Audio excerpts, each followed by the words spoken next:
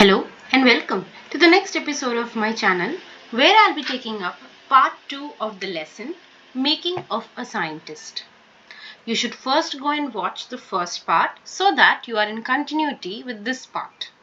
In the first part, we saw how Richard Ebright was very fond of collecting things even when he was a child, and his mother was a constant support in his journey. We ended at that point of time when we came to know that Richard had had a major setback when he had participated in a fair and he could not win a prize because he had just produced a slide on frog tissues which couldn't give him a prize. So let's continue from there. After this setback, he wrote to Dr. Equerhart for ideas, and obviously the doctor helped him with too many of ideas and suggestions and on experiments and everything. So this kept Ebright busy all through high school and led him to win many projects in county and international science fair. For his 8th grade project, Ebright tried to find out the cause of a viral disease that kills nearly all monarch caterpillars every few years. Ebright thought that the vector of the disease, that means the carrier of the disease, was a beetle.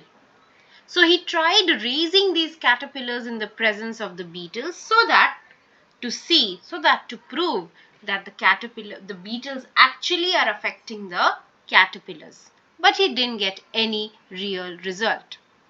Okay, but he went ahead with this and he won a prize. This time was the first time he won a prize, for he had tried the experiment. Next year, his Science County Fair project was based on the testing that viceroy butterflies copy monarch butterflies. He had an idea, he had a theory that the viceroys look like monarchs because monarchs don't taste good to birds.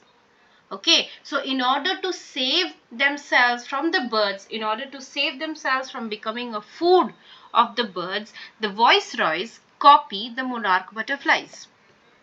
Ebright's project was to see whether in fact birds would eat monarch. He found, and what did he find? He found that the starling would not eat ordinary bird food, it would eat all the monarchs it could get. So this project was placed first in the zoology division and third overall in the county science fair. Okay, so this was a very big achievement in Richard's life. Once again, the frog tissue couldn't help him win a prize. So secondly, he started growing butterflies in the presence of beetles to see whether beetles were affecting these caterpillars. Even though he didn't get a real result, but he was able to win a prize. Next, he started to do an experiment on viceroy and monarch butterflies because he had a theory that viceroy butterflies actually copy monarch butterflies in order to save themselves from becoming the food of the bird. In the second year in high school, Richard Ebright began research on an unknown insect hormones. Indirectly, it helped him to lead to his new theory on the life of cells. Now, the basis of his experiment, the basis of his research were the tiny gold spots, 12 tiny gold spots on a monarch pupa. Everyone had already thought that these spots were ornamental, were just for decoration. But Dr. Equerhart didn't believe it. And subsequently, neither did Ebright. So to find the answer, Ebright and another student built a device that showed that the spots were actually producing hormones which were necessary for the butterfly's full development. Now this project helped him win the first prize in the county fair and an entry into the International Science and Engineering Fair.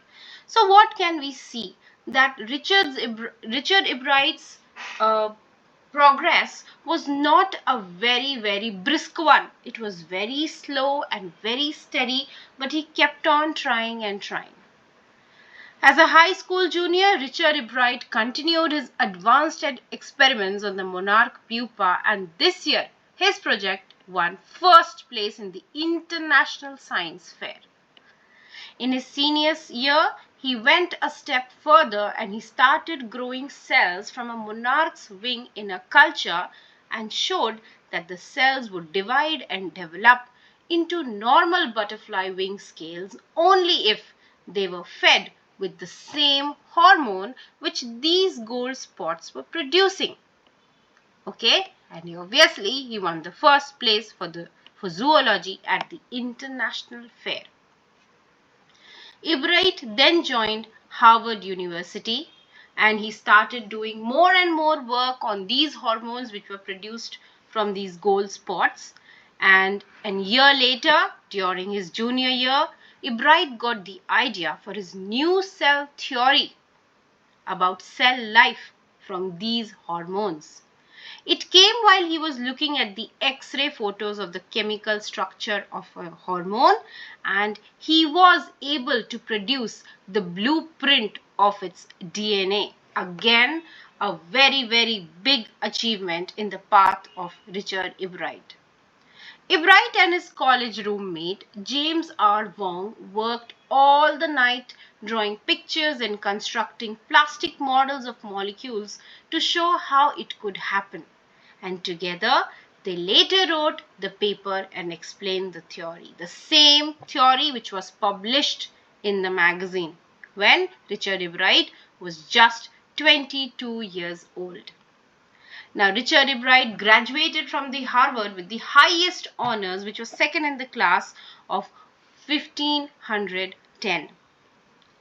If this theory proves correct, it will be a big step towards the understanding the processes of life, and maybe it will lead to many more inventions and discoveries which will help in the betterment of life.